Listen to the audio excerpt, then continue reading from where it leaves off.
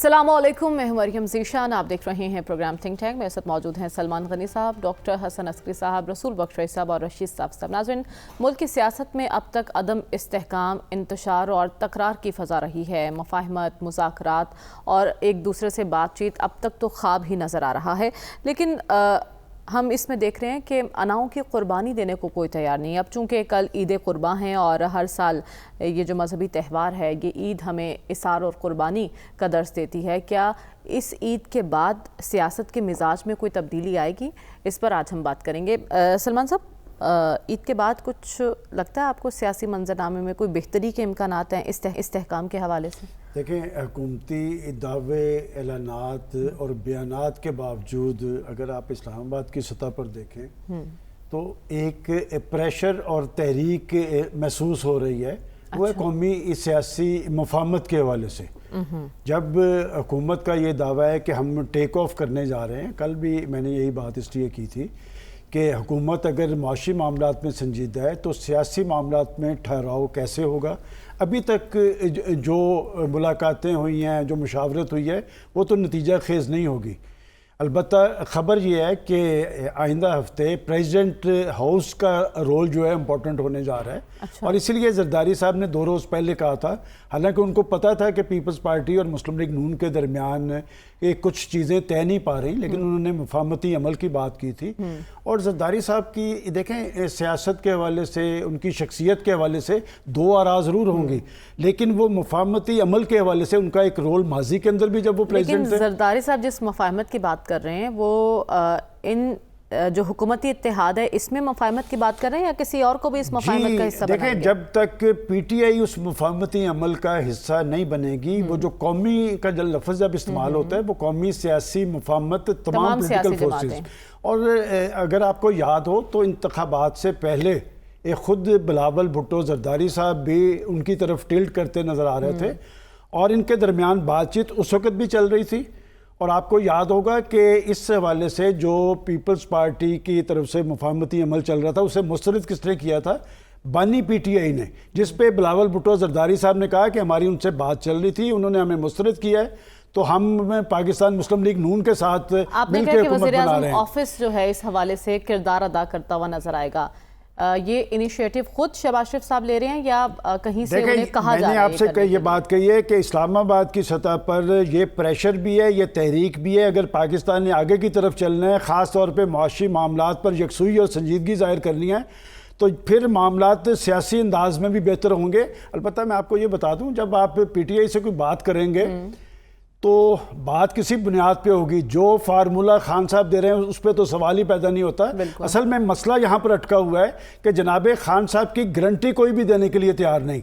और political leadership जो होती है वो अपनी ज़ुबान का पास करती है। पिछले 1 हफ्ते में 3 बयानात उनके आए। एक बयान में उन्होंने पाकिस्तान की पॉलिटिकल फोर्सेस से मुज़ाकरात की बात की और महमूद खान अचकज़ई साहब की क़यादत में कमेटी बनाई कि वो मुज़ाकरात करेगी। फिर आप देखें कि उनके तर्जमान जनाबे रऊफ हसन साहब कहते हैं जी कि इन फोर्सेस से मुज़ाकरात नहीं होंगे। अचकज़ई साहब किसी से करना चाहते हैं तो कर लें। इस सारे सूरत में हुकूमत भी हिचकिचाहट का शिकार नजर आई ना बात करने में। अब वज़ीर आज़म को ग्रीन सिग्नल मिल गया बातचीत करने का? देखिए, मैं प्रेसिडेंट हाउस की बात कर रहा हूँ। प्रेसिडेंट हाउस का माजी के अंदर भी अगर आप सियासत देखें, जब भी तनाव टकराव होता था, गुलाम इसाक खान साहब भी वहाँ रहे, फारूक लगारी साहब भी रहे और डॉक्टर आरिफ अलवी साहब के पास भी मौका था। आरिफ अलवी साहब ने अपने तौर पर कोशिश की। मसला सिर्फ एक शख्स पे अटका हुआ है, चूंकि उस शख्स की किसी तरफ से भी कोई गारंटी देने के लिए तैयार नहीं है। अब देखना यह है कि अब आसफ जरदारी साहब का इम्तिहान है कि आसफ जरदारी साहब इस पे किस हद तक कामयाब होते हैं। तीसरी पार्टी कौन है ये मैं बात नहीं बताऊंगा। अलबत्ता जरदारी साहब, ऐवान सदर और पीटीआई के दरमियान फासले कम करने के लिए कोशिश हो रही है। क्या आसफ जरदारी साहब ये कर पाएंगे? ये देखना। क्या शहबाज शरीफ साहब इस पर राजी होंगे? हुकूमत को कोई मसला तो नहीं, इससे कोई खतरा तो नहीं है? हुकूमत तो ये चाहती है कि पाकिस्तान आगे की तरफ। मैंने आपको बार बार एक बात कह रहा हूँ कि शहबाज शरीफ साहब का टारगेट पाकिस्तान का मुआशी महाज है। सियासी मुफाहमत का अमल जो है वो आगे कैसे बढ़ना है, इसमें यहाँ नवाज शरीफ साहब का रोल होगा या आसफ जरदारी साहब का। आने वाले हफ्ते के अंदर ऐवान सदर का रोल इस हवाले से इंपॉर्टेंट हो सकता है। ठीक है, आप कह रहे हैं कि वज़ीर आज़म साहब मुआशी महाज पर एक्टिव हैं और जो ऐवान सदर है वो सियासी महाज पर हमें एक्टिव नजर आएगा आने वाले दिनों में। मुफाहमत के हवाले से कुछ अहम किरदार अदा करने जा रहा है ऐवान सदर। तो डॉक्टर साहब, क्या लगता है ईद के बाद मुफाहमत की तरफ कोशिशें शुरू हो जाएंगी? پتہ نہیں آپ لوگوں کو کہاں سے یہ خواب آنے شروع ہو گئے ہیں. ہم اس وقت خوابوں کی دنیا میں رہ رہے ہیں. تو وہ کل پرائم منسٹر صاحب نے تقریر کی, ہمیں خواب دکھائے, بڑے اچھے خواب تھے, اللہ کرے وہ پورے ہو جائیں, ہم تو ساتھ ہیں. پنجاب حکومت نے بھی بڑے اعلانات کیے ہیں, اللہ کرے وہ پورے ہو جائیں کیونکہ اس سے فائدہ ہے. تو مفاہمت بھی ہو جائے تو بہت اچھا ہے. لیکن مفاہمت صرف بیانات سے نہیں ہوتی. مفاہمت کی جو بات جو پریزیڈنٹ ہاؤس کر رہا ہے وہ بنیادی طور پہ وہ مفاہمت ہے جو پی پی پی اور پی ایم ایل این میں پرابلم ہوئی ہوئی ہیں. اچھا, ان کو دور کرنے کی بات ہے. یا ان کا خیال یہ ہے کچھ پارٹیاں جس طرح مینگل صاحب ہیں, کچھ اور ہیں جو صحیح معنوں میں گورنمنٹ کا تو وہ حصہ نہیں ہے, انڈیپینڈنٹ ہیں, تو ان کو بھی اپنے ساتھ ملایا جائے. اور جس طرح میں نے کل کہا ہے, کوشش کی جائے کہ پی ٹی آئی رہے, صرف آئسولیٹڈ رکھا جائے اس کو. دیکھیے بات یہ ہے کہ ہمارے ہاں وہ اکانومی کو کرنا چاہتے ہیں, وہ سیاست کو کرنا چاہتے ہیں. آپ اس کو سیپریٹ کس طرح کرتے ہیں؟ میرا اصرار یہ ہے کہ جب تک پالیٹکس میں کانفلکٹ رہے گا آپ کی اکانومی آگے ترقی نہیں کر سکتی. ٹھیک, فل سٹاپ, اس کے آگے کچھ نہیں ہے. وجہ یہ ہے کہ آپ کا, میں نے دیکھیے اکنامک سروے میں دیکھیے نا, اکنامک سروے ریفلیکٹ کرتا ہے گورنمنٹ کی پرفارمنس کو. ذرا اس گورنمنٹ کی پرفارمنس کو سامنے رکھتے ہوئے آپ کیسے کہہ سکتے ہیں کہ آپ اقتصادی انقلاب اس ملک میں لے آئیں گے؟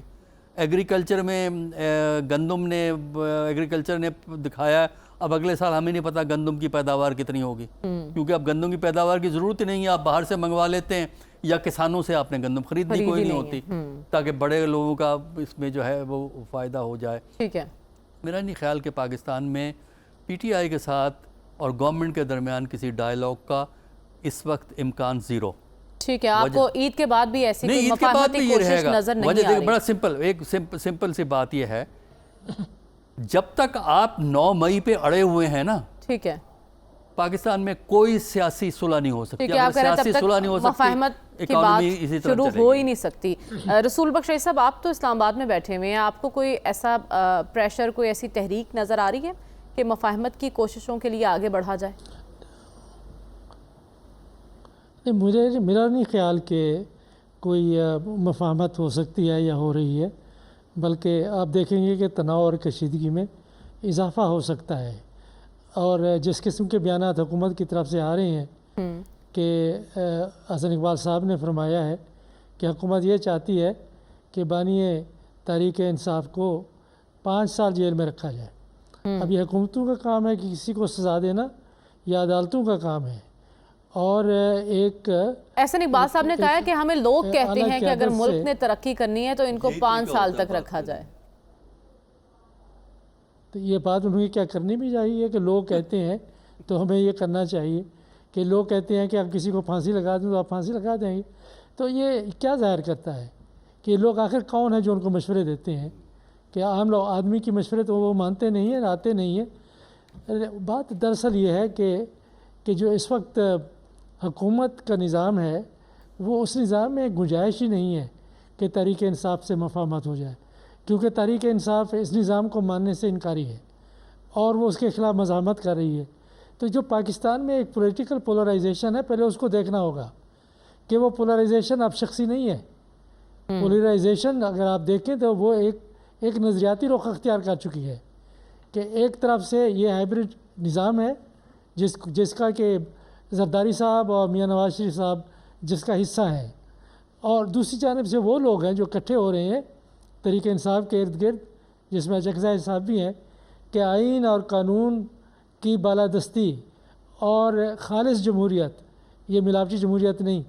تو یہ ایک پاکستان کا یہ پرانا نظریاتی بیانیہ ہے, یہ پرانا نظریاتی تضاد ہے. لیکن اس تضاد میں مسلم لیگ نون اور پاکستان پیپلز پارٹی جو کسی زمانے میں اس بیانیہ کا حصہ تھیں, وہ دوسری طرف چلے گئے ہیں. جو دوسری طرف تھے وہ انہوں نے اس بیانیہ کو اختیار کر لیا ہے. آج بھی میں چاہتا ہوں کہ جو پولرائزیشن ہے پاکستان میں, اصل مسئلہ یہ پولرائزیشن ہے, ایشوز کے اوپر بھی ہے, نظریات کے اوپر بھی ہے, سیاسی نظام پر بھی ہے, اور ذاتی بھی ہے. تو یہ ہے کہ اگر آج پاکستان تحریک انصاف کو اقتدار دے دیں تو دوسرے دن یہ باقی سیاسی جماعتیں ہیں ان کا بیانیہ وہی ہوگا جو طریقہ انصاف کا ہے. ٹھیک ہے. اصل مسئلہ تو وہ ہے. اس مسئلے کو آپ کیسے حل کریں گے؟ ٹھیک ہے. مجھے حل ہوتا نظر نہیں آ رہا. تو اس لیے آپ نے کہا اصل مسئلہ یہی ہے اور یہ مسئلہ آپ کو حل ہوتا ہوا دکھائی نہیں دے رہا. یہ مفاہمت کا انتظار نہیں کرنا چاہیے. مسئلہ قبولیت کا یہ ہے، ایک دوسرے کو قبول نہیں کیا جا رہا. صافی صاحب، عید کے بعد ایوان صدر آپ کو کوئی کردار ادا کرتا نظر آ رہا ہے، اور دوسری طرف ہم دیکھ رہے ہیں خان صاحب کے انکار کے بعد اچکزئی صاحب کا بھی ابھی تک کوئی ایسا بیان سامنے نہیں آیا، تو ان کا سیاسی کردار اب بھی موجود ہے آپ کی نظر میں؟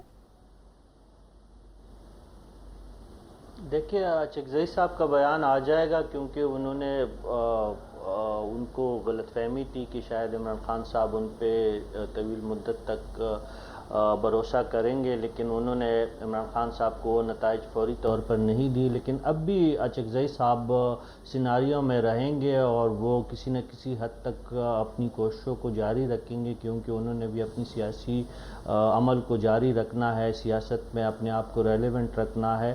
تو عید کے بعد ان کی سرگرمیاں ہے، اور مجھے کچھ خبروں کی بنیاد پہ میں کہہ رہا ہوں کہ ان کی ملاقاتیں ہوں گی، لیکن اس کے نتائج ہمیں بہت کم نظر آ رہے ہیں. فریقین، جو دونوں فریقین اہم فریقین ہے، ایک اڈیالہ جیل میں ہے اور ایک اس کے قریبی ایک دوسرا ادارہ ہے، ان کے بیچ میں اصل معاملہ ہے. باقی یہ زرداری صاحب، ایوان صدر، پرائم منسٹر ہاؤس، یہ ثانوی اور ضمنی باتیں ہیں. جب وہ دو بنیادی فریقین جن کے بیچ میں اصل معاملہ ہے وہ اپنے سٹانس سے پیچھے نہیں ہٹ رہے یا لچک دکھانے کے لیے تیار نہیں ہے، تو مفاہمت کا کوئی سوال ہی نہیں پیدا ہوتا. یہ نہ زرداری صاحب کی بس کی بات ہے، نہ اچکزئی صاحب کی بس کی بات ہے، نہ مولانا صاحب کی بس کی بات ہے، نہ وزیر اعظم صاحب کی بس کی بات ہے. عمران خان صاحب اپنے موقف سے ایک انچ بھی پیچھے ہٹنے کے لیے تیار نہیں ہے، بلکہ وہ دن بدن ان کے بیانیہ میں مزید شدت ہمیں دیکھنے کو مل رہی ہے. دوسری جانب جن اداروں کو ان سے گلہ ہے وہ بھی بات چیت کے لیے تیار نظر نہیں آ رہے ہیں، اور کوئی رستہ فراہم کرنے کے لیے بھی وہ راضی نہیں ہے. ان کا یہی ایک مطالبہ ہے کہ 9 مئی کے جتنی بھی ذمہ داران ہے یا مجرمان ہے ان کو کیفر کردار تک انہوں نے پہنچانا ہے. جب یہ دو باتیں نہیں ہو رہی ہے تو یہ تمام چیزیں بے سود ہے. ہمیں کوئی سیاسی مفاہمت کی کوئی رستہ ہمیں نہیں دکھائی دے رہا. اور دیکھیں جو بھی اس سیٹ اپ میں اصل مسئلے کی طرف نشاندہی کرتا ہے ان کی کردار کشی شروع کر دی جاتی ہے، چاہے وہ چھوٹے عہدے پہ ہو چاہے بڑے عہدے پہ ہو. ایک چھوٹی سی مثال میں دیتا چلوں، پھر آپ دوسرا سوال باقی جو ساتھی ہیں ان سے آپ کر سکتی ہے. لاہور کے چیف جسٹس صاحب نے کچھ دنوں پہلے ایک خطاب کیا اور سوشل میڈیا اٹھا کے دیکھے 2 دن سے ان کے خلاف کیا ہو رہا ہے. تو اس سیناریو میں آپ کس طرح ایک مفاہمت کی اور ایک رواداری کی سیاست کی آپ بات دیکھیں، آپ کہہ رہے ہیں آپ کو اسلام آباد کے گرد و نواح میں ابھی مفاہمت کی کوئی فضا دکھائی نہیں دے رہی. ہمیں آگے بڑھنا اور بات کرنی ہے. وفاقی وزیر داخلہ محسن نقوی صاحب کی چینی سفیر سے ملاقات ہوئی ہے، اور اس ملاقات میں ایک تو وزیر اعظم کے دورہ چین پر بات چیت ہوئی. بڑا کامیاب وہ دورہ تھا، لیکن اس کے دوران بھی جو اہم امور زیر غور آئے تھے وہ تھے چینی شہریوں کی سیکیورٹی. اور آج کی ملاقات میں بھی چینی سفیر کو پاکستان میں چینی شہریوں کی سیکیورٹی کے حوالے سے بریف کیا گیا ہے. کیا اقدامات کیے جائیں گے اور کیا پلان ہے، SOPs کیا ہوں گے، ان سب پر ڈیٹیل ڈسکشن ہوئی ہے. تو اسی پر ہمیں بات کرنی ہے کہ کیا سیکیورٹی کے حوالے سے چینی سفیر اور چین کے تحفظات دور ہو پائیں گے یا نہیں. سلمان صاحب، ہم نے دیکھا جب چین کے دورے پر گئے وزیر اعظم صاحب تب بھی ایک مین پوائنٹ یہی تھا، سیکیورٹی کو بہت ڈسکس کیا گیا. اور اب محسن نقوی صاحب بھی آج ملے ہیں اور اسی معاملے پر بات چیت ہوئی ہے. کیا اس حوالے سے تمام تر اقدامات جو ہم نے کیے ہیں وہ تسلی بخش ہیں چینیوں کے لیے؟ مریم، جب سے سی پیک کا معاہدہ ہوا ہے اس وقت سے پاکستان کے اندر چینی انجینئرز، چینی شہری وہ ٹارگٹ ہو رہے ہیں. اور یہ کون کر رہا ہے، کیوں کر رہا ہے، اس کے مقاصد کیا ہے، یہ کوئی بات رکھی چھپی نہیں. چونکہ سی پیک کا پاکستان کی معاشی خود انحصاری کے حوالے سے ایک اہم کردار ہے. اور ہمارے پرائم منسٹر جب چین کے وزٹ پہ تھے، میں نے ان کی جتنی تقاریر وہاں پہ دیکھی، وہاں پر وہ ان کو یقین دہانی کرواتے نظر آ رہے تھے کہ ہم چینی انجینئرز اور شہریوں کی پاکستان کے اندر اس سیکورٹی کے حوالے سے ممکنہ اقدامات کریں گے. اب اس میں جو امپورٹنٹ بات جو سامنے آ رہی ہے آج وزیر داخلہ جا کے ملے ہیں اور انہوں نے جا کے چینی سفیر کو ان اقدامات سے آگاہ کیا ہے.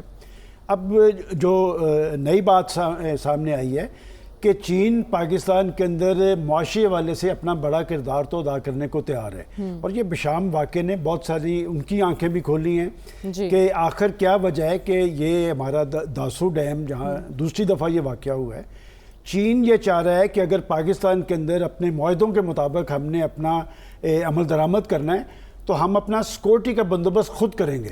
یہ بنیادی چیز ہے جو اب ڈسکس ہو رہی ہے کہ چین چاہ رہا ہے کہ جو پروجیکٹس پاکستان کے اندر جن پہ چینی کام کر رہے ہیں ہم اپنی اس سیکورٹی کا بندوبست خود کریں گے, لیکن پاکستان اس بات کی اجازت نہیں دینا چاہتا ہے. پرائم منسٹر صاحب نے بھی اس پہ بات کی ہے, وزیر داخلہ محسن نقوی صاحب کی ملاقات بھی اسی ضمن میں تھی, اور انہوں نے انہیں بتایا ہے کہ ہم نے اس کے لیے جو ممکنہ اقدامات کر سکتے ہیں وہ کریں گے. اور پرائم منسٹر صاحب نے چین کے اندر کہا تھا کہ یہ سارے معاہدے جو ہیں یہ میرے لیے ایک چیلنج ہے کہ پاکستان کے اندر سازگار فضا پیدا کرنا, اور جو چین کے لوگ پاکستان کے مختلف پروجیکٹس پہ کام کر رہے ہیں ہم ان کی ہر حوالے سے سیکورٹی کو یقینی بنائیں گے. اب دیکھنا یہ ہے کہ کیا پاکستان ان کو اس بات کی اجازت دے گا.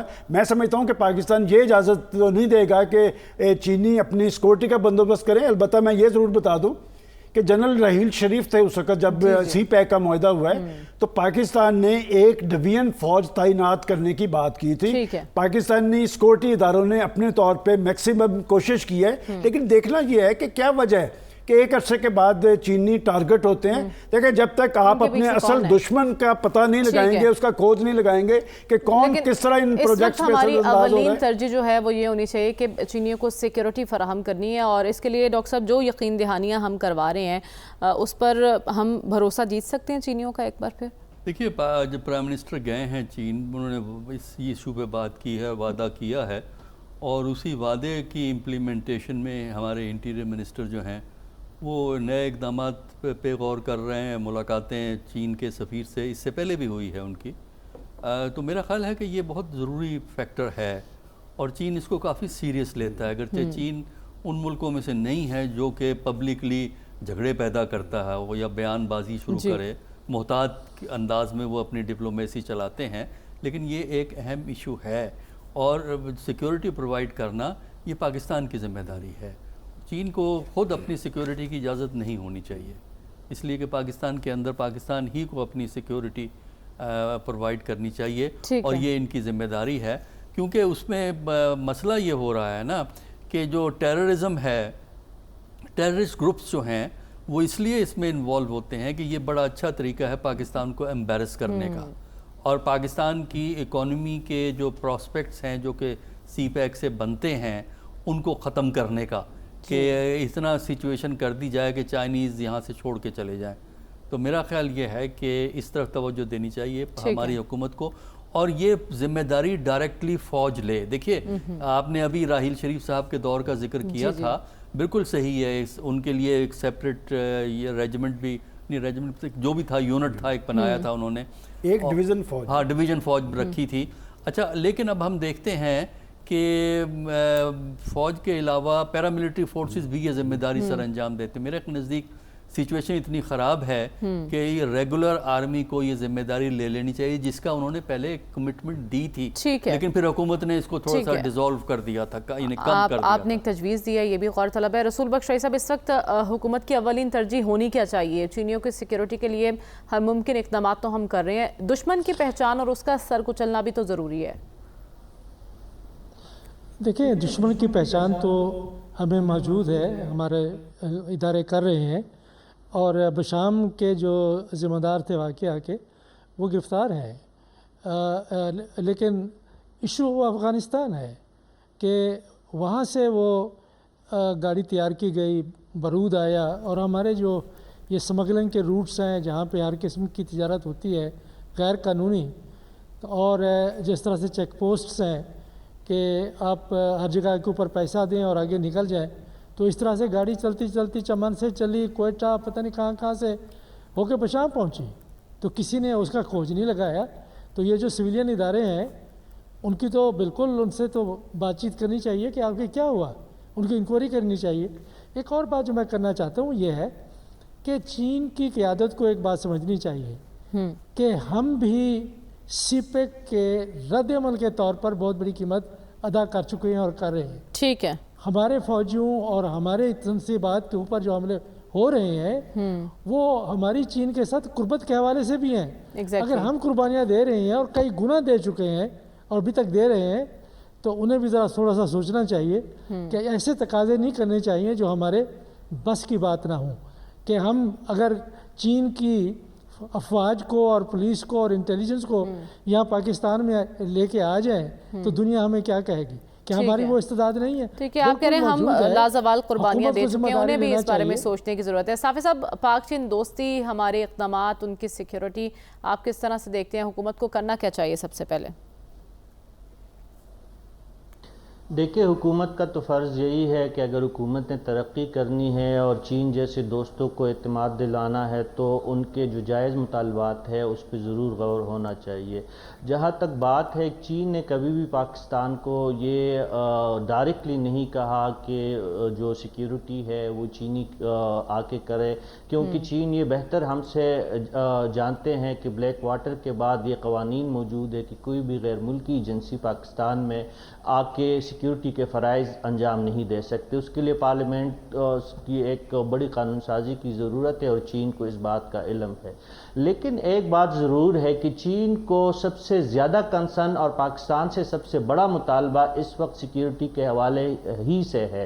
वो आपके साथ इन्वेस्टमेंट करने के लिए तैयार है, वो आपके साथ आपके कर्ज़े रोल बैक करने के लिए तैयार है, आपके साथ हर किस्म का ताउन करने के लिए तैयार है, लेकिन वो अपनी शहरियों की हिफाजत को यकीनी बनाने में बेहद संजीदा है। अब जो शहबाज शरीफ साहब 5 दिन गुजार के आए, इस दौरान भी सिक्योरिटी का मसला सर फहरिस्त रहा, और अब जो जुलाई के आगाज़ में अस्ताना में ACO कॉन्फ्रेंस हो रही है तो उसका भी सबसे बड़ा एजेंडा जो है वो सिक्योरिटी का है।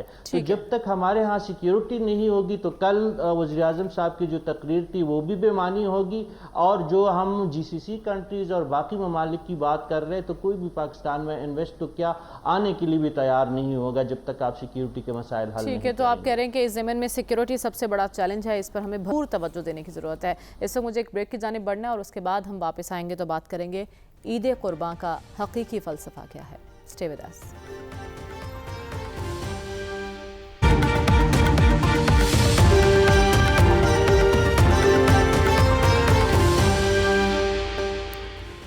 वेलकम बैक नाज़रीन, कल ईद कुर्बान है। सबसे पहले तो हम एडवांस में आपको ईद मुबारक कहते हैं थिंक टैंक के प्लेटफॉर्म की तरफ से।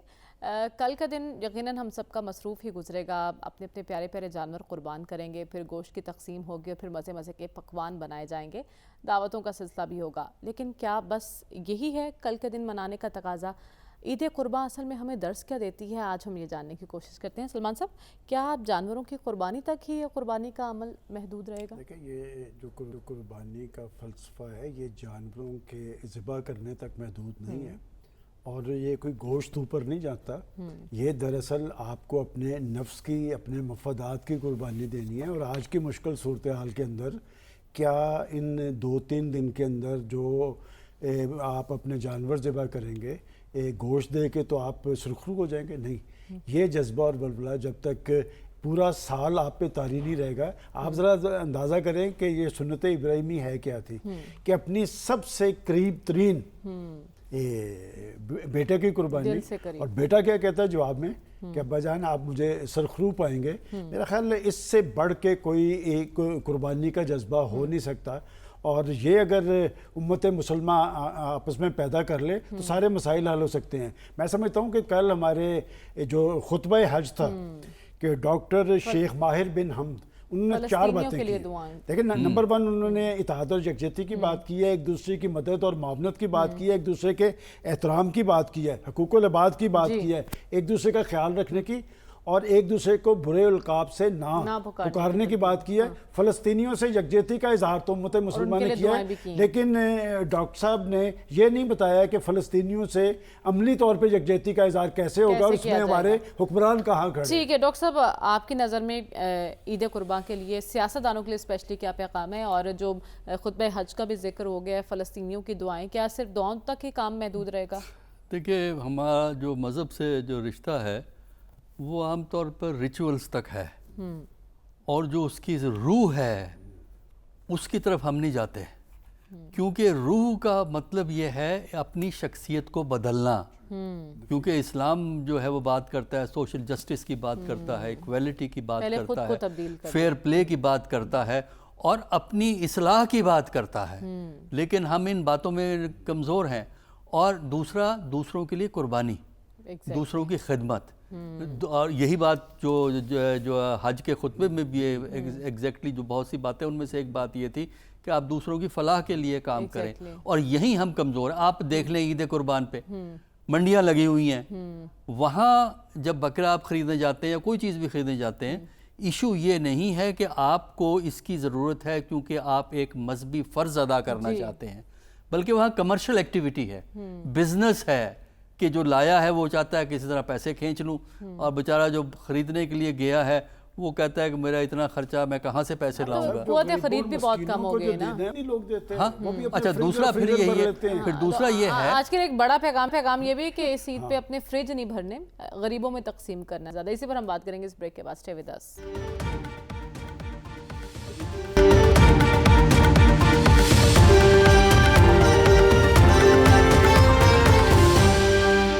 ویلکم بیک ناظرین۔ رسول بخش رئی صاحب، عید قربان پر کیا پیغام ہے آپ کی طرف سے؟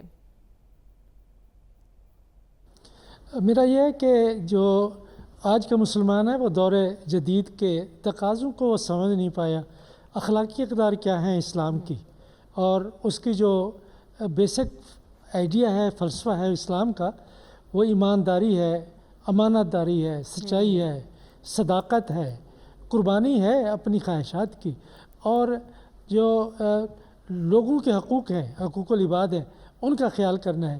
تو اگر یہ اس کو آپ دیکھیں، جو آپ روزی کماتے ہیں حلال کی کمائی ہے، یہ تمام چیزیں جو ہم دنیا میں دیکھتے ہیں کہ ہو رہی ہیں اور دنیا نے ترقی کی ہے ان اقدار کی بنیاد پر، ہم ان سے بہت دور ہیں، اور خصوصی طور پہ ہماری اشرافیہ اور حکمران طبقہ اگر ان کے طور طریقے دیکھیں اور ان کی ظاہری جو ایک شان و شوکت ہے اس کو دیکھیں، اور اسلام کی روح اور فلسفے کو دیکھیں، تو وہ کہیں مطابقت میں نظر نہیں آتی۔